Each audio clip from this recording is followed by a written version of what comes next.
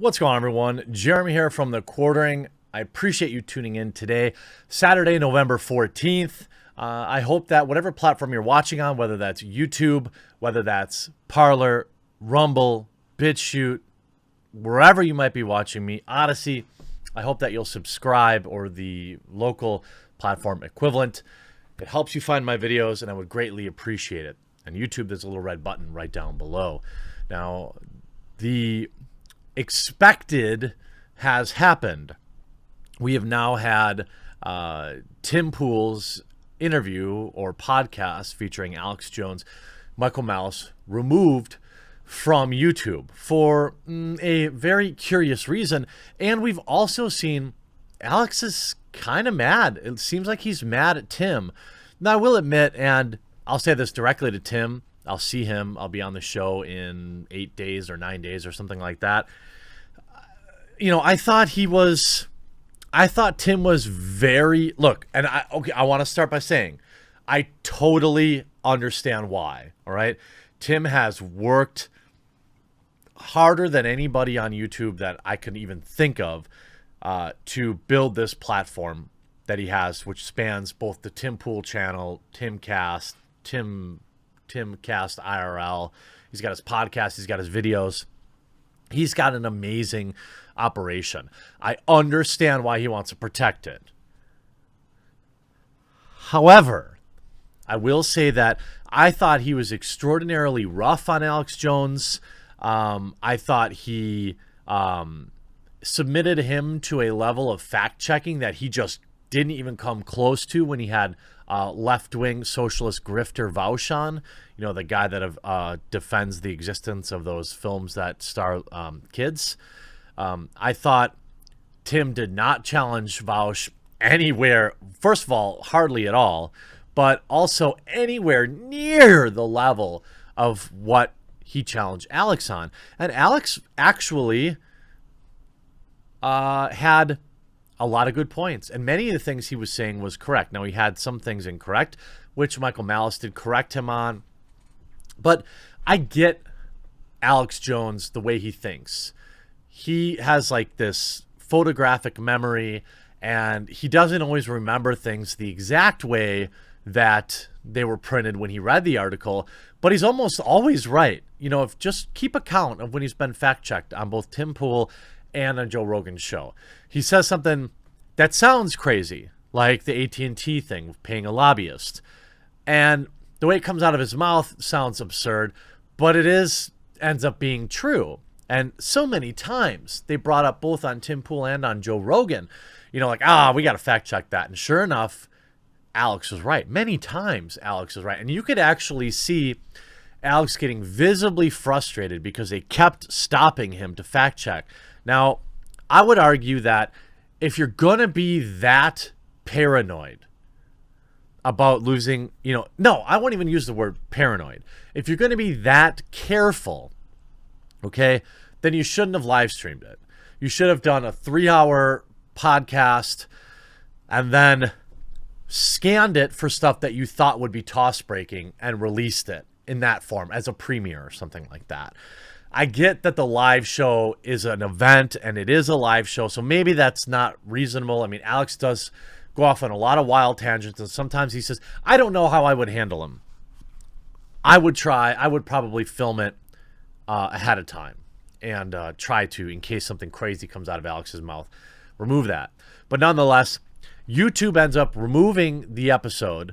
As we can see, Michael Malice saying the Timcast from yesterday has been pulled from YouTube. Here it is on BitChute. And of course, Twitter doing their best to suppress any links off their precious oligopoly, which includes YouTube.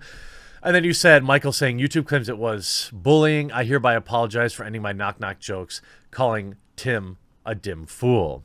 It's also on Odyssey. And then we look at Tim's comment, and he says, YouTube has taken down our podcast with Alex Jones for violating community guidelines, which he did.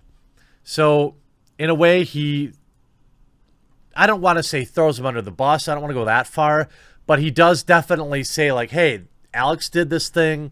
And again, I understand I want to be very clear, and I'll tell this to Tim privately too.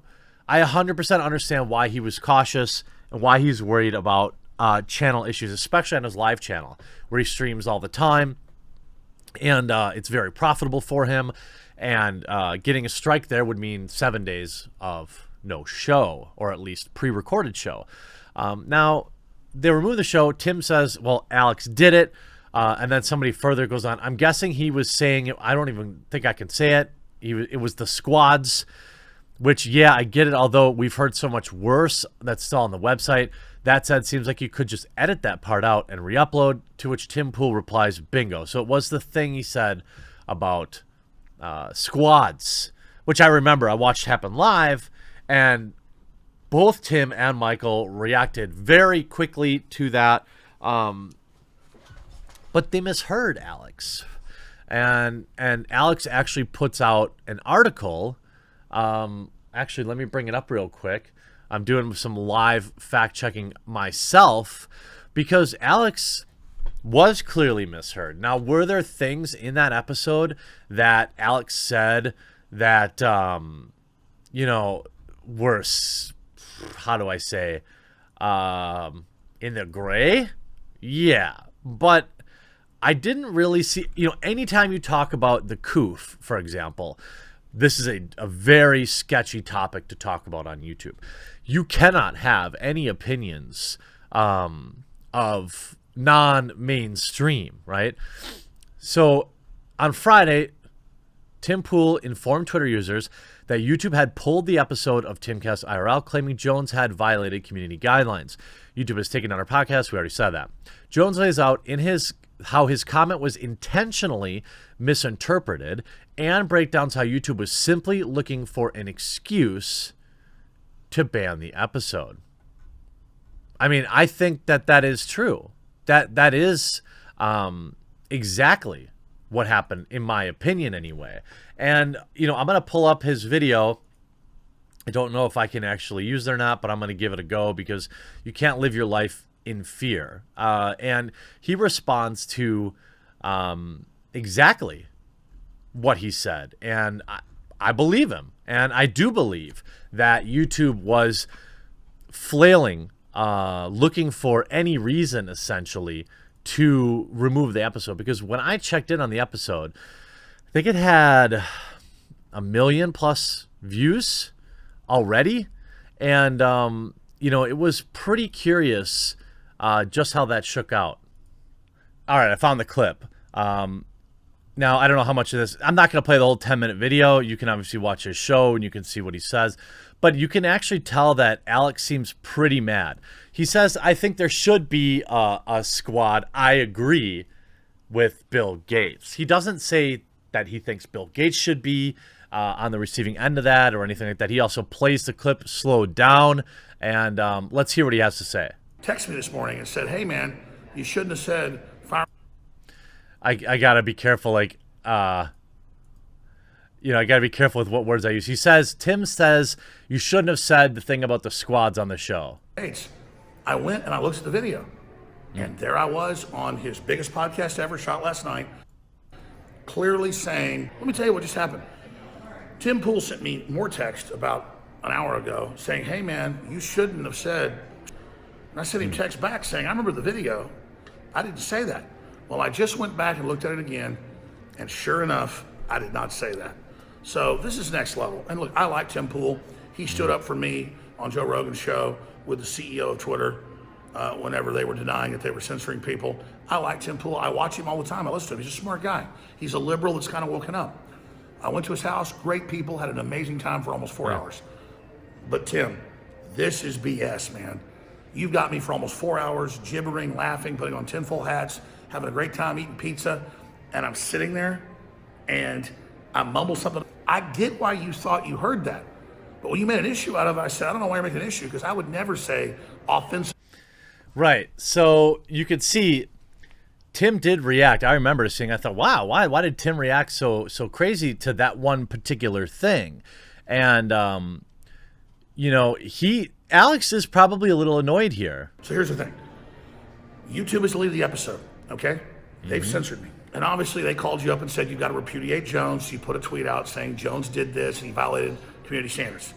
The truth is you got stampeded into this. You misheard what I said, and I'm going to play the clip right now for everybody in regular time and in slow time. So he does play the clip, all right, and you hear that Jones is right. So they can see what I said. But it's not what I said that got this video banned. It's the fact that they froze it at 900,000, and by this morning it was 1 million and something. It was probably 5-6 million views. Yep. Joe Rogan was on my show a year ago. Had 5 million views in 2 days. They deleted it. That's why. It's deleted because it's popular and because I told the truth and because it's got Tim Pool, who's a very credible, smart guy, up there going, look, Microsoft NewsGuard agrees. The reality is, and the proof is, I did not say this. We're going to play the clip again right now. So he does go through the clip, and he does not say what apparently YouTube thought he said. And then, you know, I think there should be this type of... He's using it in like he's not actually using it in the literal sense. I've already played the video, we'll play it again. So I demand a retraction by Tim Pool, who is now the voice of YouTube and now the voice of Google, saying that I did call for this. I'm sorry, Tim, you misheard me. Maybe you didn't go back and review the video. That's fine. I admit when I make mistakes, it's time for you and Google to admit the mistakes you've made. It is November 16, 2015. Well, Alex isn't wrong here. I think if that is exactly why the video was banned, then Tim did mishear him and he should point this out to Google. Now, I've gone through having videos taken down before. It's not exactly like an open conversation. They don't call you on the phone. Maybe they call Tim Pool. I don't know, but they don't call me. I get some person in a call center or some non-US citizen whose English isn't their first language, interpreting my video and not understanding the nuance, and I almost always lose. But I think Alex is right here. I don't think this is a big Tim Pool owned because again, I am sympathetic to the fact that Tim took a huge risk having him on a show. Now, Tim also made many thousands of dollars in super chats during that show, which Alex kind of alluded to. He said, hey, I gave you 4 hours. I gave you your biggest show ever. I was full Alex Jones for you. And I understand why Alex might feel like, hey, what the heck? You threw me under the bus here. I didn't even say that. And we don't know what was said between Tim and Alex privately. We don't need to know that. But maybe Tim was a little more rough on him. I thought Tim was pretty rough on him the whole show. I don't think that this is like a big drama deal, but I do think that at least Tim should take the evidence that Alex has provided him and go back to Google and say, like, no, Alex didn't say these things. Can you please reverse the strike? Now, Tim has said he's working to get the episode reinstated, and maybe that's exactly why. But, yeah, I think Tim maybe did get run over here a little bit, and that's okay. You mishear things. I'm sure Tim will correct it. I hope he will. I hope the episode gets back up. If not, it's still on BitChute, Odyssey, and many other sources, of course. And right on cue, it looks like Tim is following up and doing the right thing. He says here, during the show with Alex Jones, I thought he said something he didn't, and apparently YouTube did too. Because of this, YouTube deleted the show. I have asked for this to be reversed. If they don't, I have some other ideas that I think people will find satisfactory. I think that this is exactly right. It looks like Tim has gone back and reviewed the tape, and looks like he's at least pleading with YouTube to correct this. Now, I hope they do. And look, I completely understand why Tim was so hard on Alex because of the high risk factor. A lot of people weren't exactly happy that Tim didn't seem to pressure far leftists like Vaush nearly as much as he did Alex, but Vaush is a nobody and quite honestly espouses the same opinions that many at YouTube will agree with, versus Alex, if he says something, it makes the news, and it's a PR disaster for YouTube. So hopefully this is some good news that the episode will be back up, because it does belong on YouTube, and it does belong in the catalog of amazing Alex Jones's appearances. I hope you enjoyed this video. We'll talk to you again real soon.